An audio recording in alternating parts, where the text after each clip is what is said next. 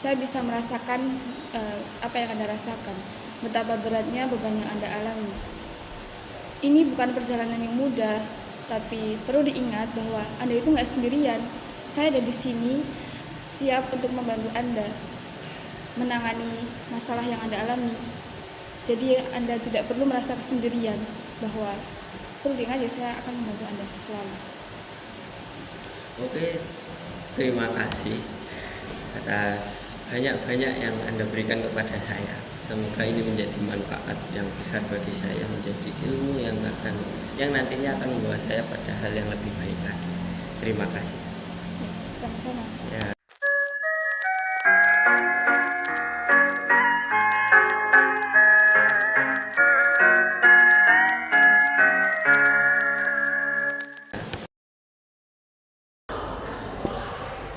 Hai Kak, siapa namanya? Aziza. Dari mana Kak? Sukoharjo. Kesini mau itu ya? Mau konsul ya? Kamu dari mana? Aku dari Surakarta Kak.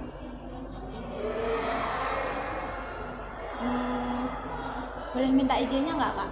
Boleh.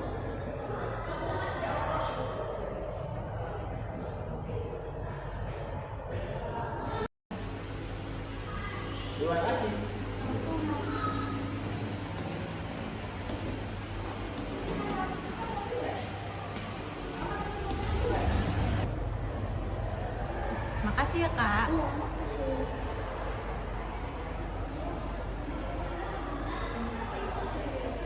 Duluan ya. Ya.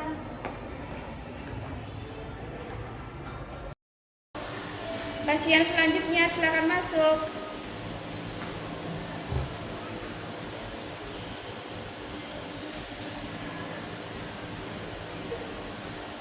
Silakan duduk.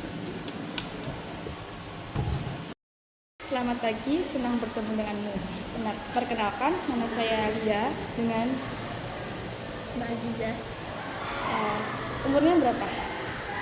20 tahun. Kesibukan sekarang? Nonton sih. Asalnya dari? Sukoharjo.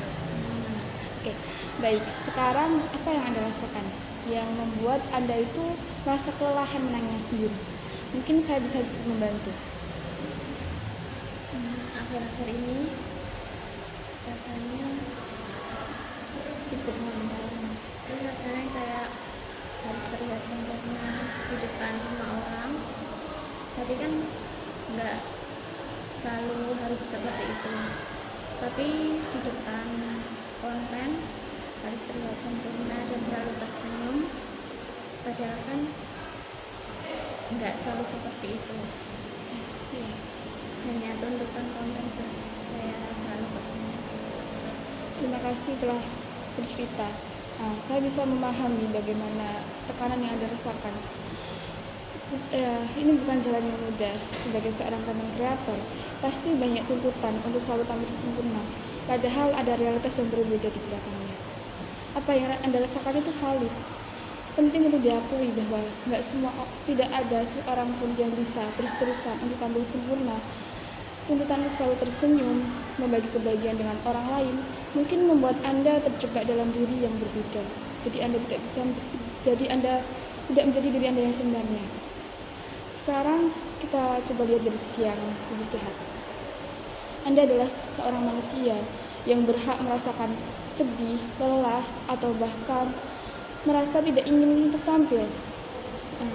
Sekarang, apa sih yang membuat Anda merasa bahwa Anda harus terus menyembunyikan perasaan yang Anda alami? Apakah Anda pernah mencoba berbagi cerita dengan orang terdekat? Atau Anda merasa takut dengan respon mereka?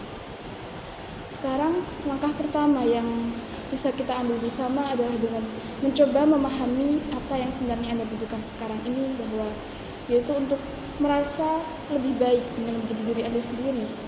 Kita juga nanti bisa membahas bagaimana Anda bisa menyeimbangkan antara kebutuhan tuntutan dari pekerjaan Anda sebagai content creator dan juga kebutuhan emosional Anda untuk merasa lebih nyaman lagi. Gimana menurut Anda? Kalau saya mau berbagi cerita dengan orang-orang sekitar, rasanya kayak orang-orang sekitar tuh nada saya tuh kayak senang terus gitu.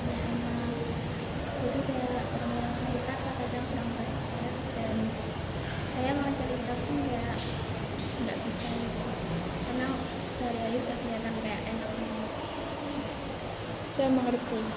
Berada di dunia maya yang sebagian besar menjadi kehidupan Anda, itu mungkin bisa merasakan sepi dengan segala tuntutan yang ada tadi.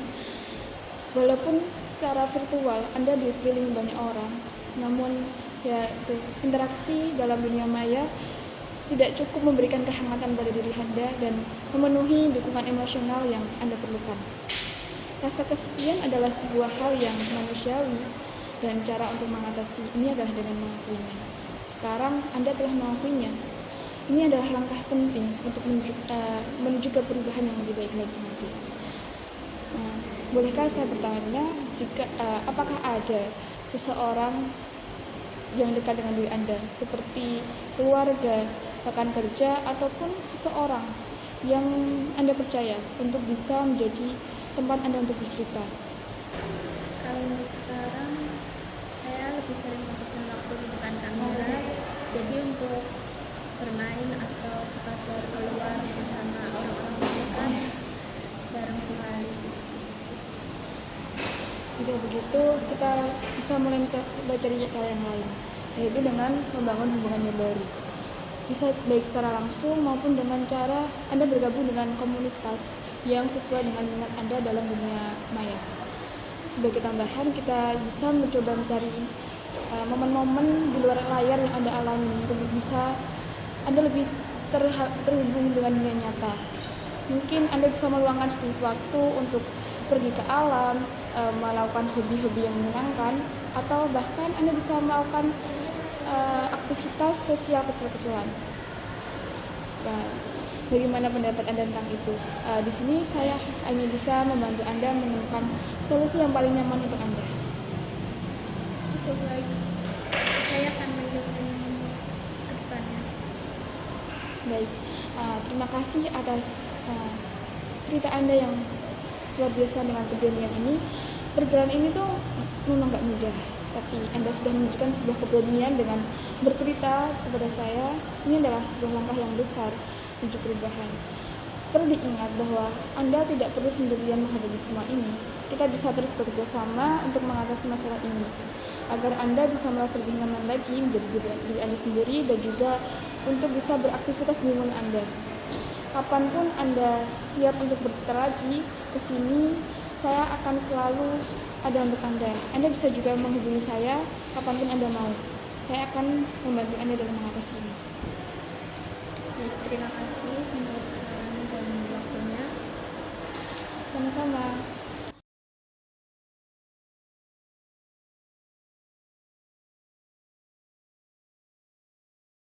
Pasien selanjutnya silakan masuk.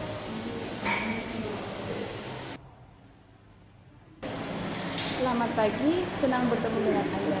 Perkenalkan, nama saya Lia dengan Nana, Mbak Nana umur berapa? saya umur 20 tahun. Sekarang kesibukannya Saya sebagai seorang mahasiswi asalnya dari mana? dari Surakarta.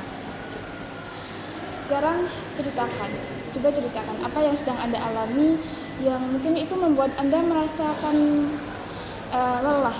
Saya akan siap mendengarkan respon. Saya itu sebenarnya merasakan tentang akhir-akhir ini kan banyak ya penggunaan sosial media, apalagi banyak orang yang berlomba-lomba ingin menjadi seorang selebritis gitu.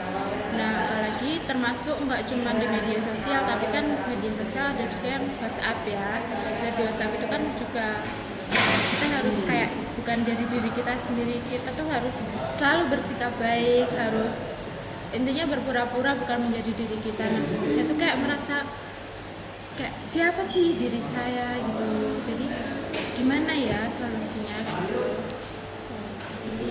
Apa yang Anda rasakan itu sangat valid dan memang benar dengan fenomena akhir-akhir ini, dan saya sangat menghargai keberanian Anda untuk mengungkapkannya kepada saya. Tuntutan untuk selalu bersikap baik dan hadir dengan sempurna di hadapan semua orang. Sementara ada hal lain yang berbeda dengan diri Anda. Tentu ini membuat tekanan yang luar biasa dalam diri Anda. Bagaimana jika kita sekarang mulai dengan sesuatu yang sederhana, memberi ruang bagi diri Anda untuk jujur mengakui segala hal yang Anda rasakan dan menjadi diri yang tanpa ada ekspektasi kepada siapapun di dunia maya maupun di dunia nyata, Anda bisa coba dengan meluangkan setiap hari untuk melakukan sesuatu yang benar-benar bisa Anda nikmati, seperti melakukan hobi ataupun menghabiskan waktu bersama teman-teman Anda di kuliah tanpa melakukan sesuatu hal yang terlihat di mata orang itu kurang baik. Jadi Anda tidak perlu memikirkan hal-hal orang lain mau orang ngomong apa, Anda bisa tetap melakukannya dengan enjoy. Ngomong-ngomong, tadi itu kebetulan ada pasien yang sama seperti Anda.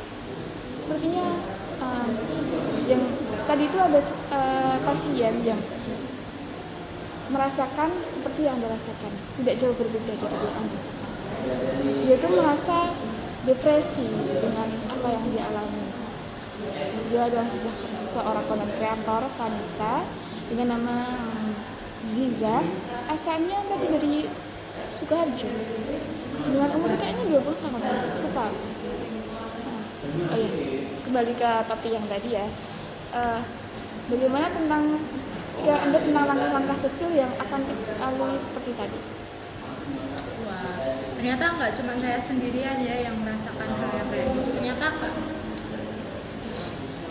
Ya, zaman sekarang itu seperti itu ya. Jadi untunglah saya nggak sendirian. Jadi ya, saya rasa begitu karena banyak yang mengalami sepertinya ya. Pasiennya itu kan tadi.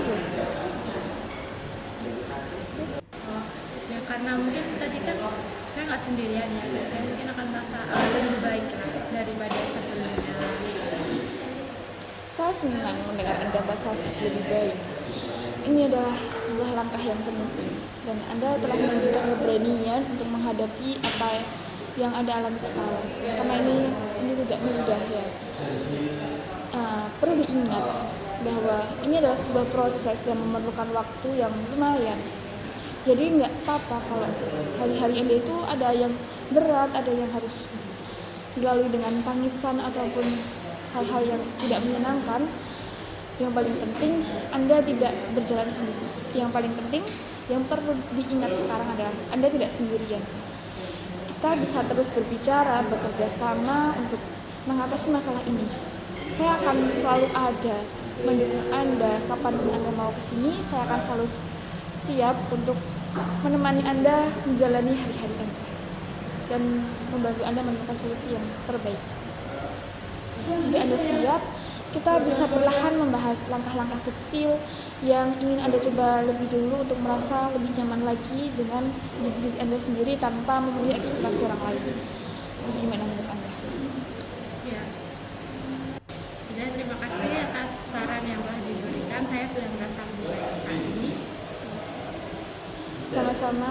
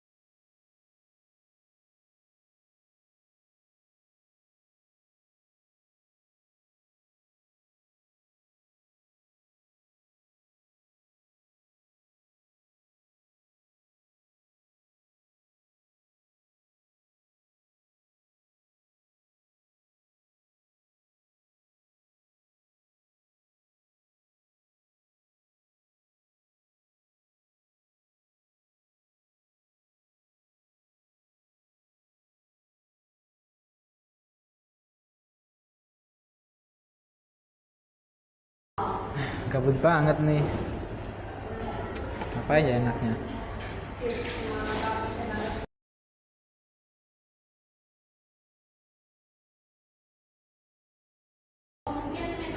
Oh, jadi gini orangnya.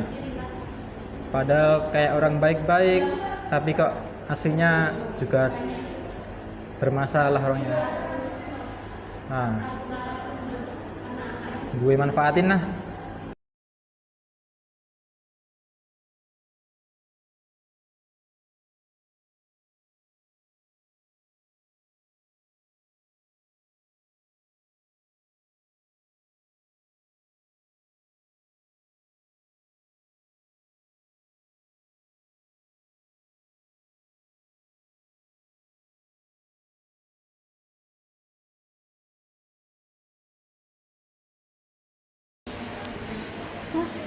Kok dia bisa tahu sih?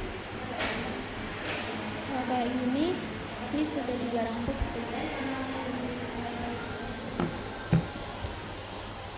Aku laporin ke polisi aja ya. Kan udah ada barang bukti. Biar bisa kena pasal. Pak polisi, Ya, saya mau membuat laporan. silakan. Jadi hari ini saya mendapatkan intimidasi berupa chat berisi ancaman. Berisi ancaman. Ada buktinya. Ada. Boleh saya lihat? Silakan.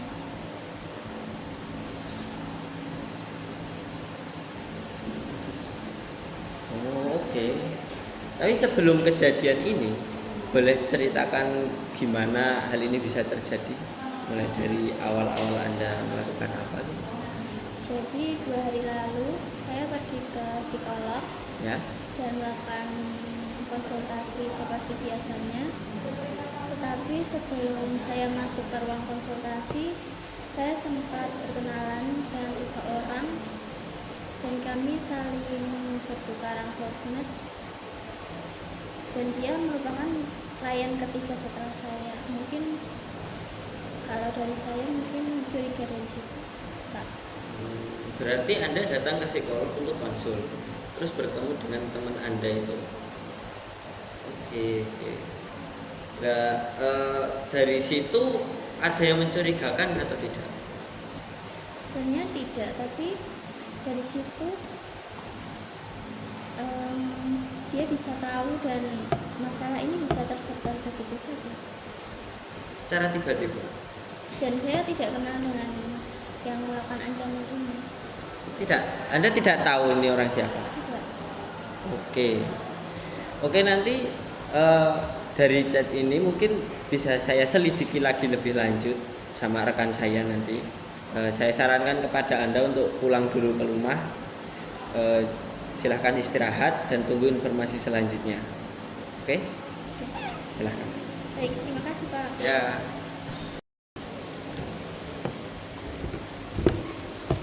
Baik, selamat siang Saudara Azizah. Kamu tahu kenapa saya panggil di sini? Mungkin ada kelanjutan dari kasus kemarin Pak. Betul sekali. Jadi setelah kemarin saya dan rekan saya itu menyelidiki kasus Anda, dari awal saya datang ke TKP ke psikolog Anda, saya wawancarai di sana, saya cari informasi terkait apa yang terjadi. Lalu saya menemukan bahwasanya ternyata yang menyebarkan informasi pribadi dari Mbak Azizah ini itu psikolog Anda sendiri. Nah, dari sinilah data yang bocor itu dimanfaatkan oleh oknum-oknum yang tidak bertanggung jawab, yang akhirnya mengintimidasi Mbak Azizah ini lewat chat dan komen-komen di Instagramnya. Nah, setelah saya cari pasal-pasal yang menjeratnya, si psikolog ini dalam kode etik profesi psikologi itu dapat menjadi pegangan untuk menghindari perbuatan negatif yang merugikan klien, pengguna jasa, profesi lain dan masyarakat. Nah, lalu psikolog itu wajib menjaga kerahasiaan data dan informasi yang diperoleh dari klien. Nah, kerahasiaan ini penting untuk memberikan keamanan profesional bagi klien. Nah, pelanggaran atas kerahasiaan data yang bocor ini dapat dikenai sanksi hukum. Nah, untuk selanjutnya, proses selanjutnya biarkan saya dan rekan saya yang akan menyelesaikannya. Terima kasih atas informasi yang sudah Mbak Azizah sampaikan kepada laporannya kepada kita.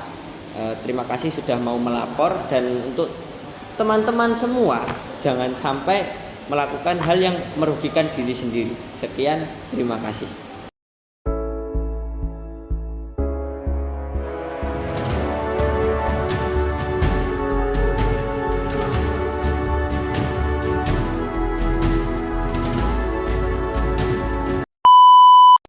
Perkenalkan, nama saya Anissa Putri Solihah.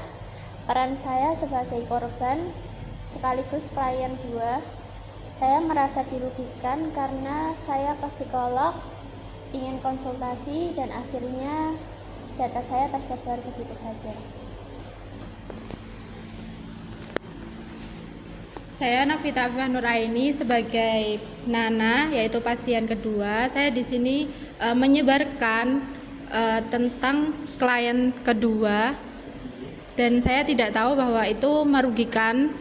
Jadi saya memohon maaf kepada klien kedua telah tentang apa yang sudah saya lakukan. Saya Farel Musyafa Asmi sebagai antagonis. Saya mengintimidasi sang klien kedua. Saya mengaku salah. Saya telah melakukan perbuatan tersebut.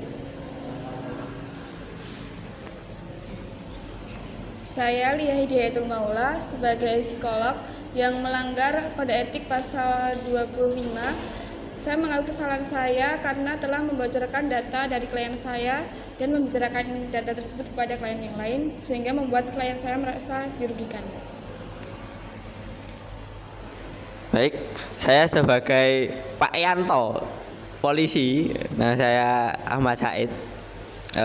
Saya di sini saya akan menjelaskan bahwasanya apa yang terjadi dalam cerita tersebut ini ternyata sudah ketahuan bahwasanya si psikolog ini yang menyebarkan atau membocorkan data yang seharusnya tidak disebarkan, atau itu kerahasiaan data. Karena di dalam pasal tersebut seorang psikolog harus menjaga kerahasiaan data demi kemaslahatan klien atau masyarakat. Jadi saya mengedukasi kepada teman-teman semua, teman-teman psikolog terkhusus, bahwasanya jangan sampai melakukan hal yang merugikan orang lain atau melakukan hal yang nantinya akan merugikan diri sendiri dan orang lain. Nah, kami dari kelompok 3 mengucapkan banyak sekali terima kasih atas kontribusi teman-teman semua dan semua elemen yang terlibat dalam pembuatan video ini. Semoga ilmunya bermanfaat, banyak salahnya mohon maaf. Wassalamualaikum warahmatullahi wabarakatuh.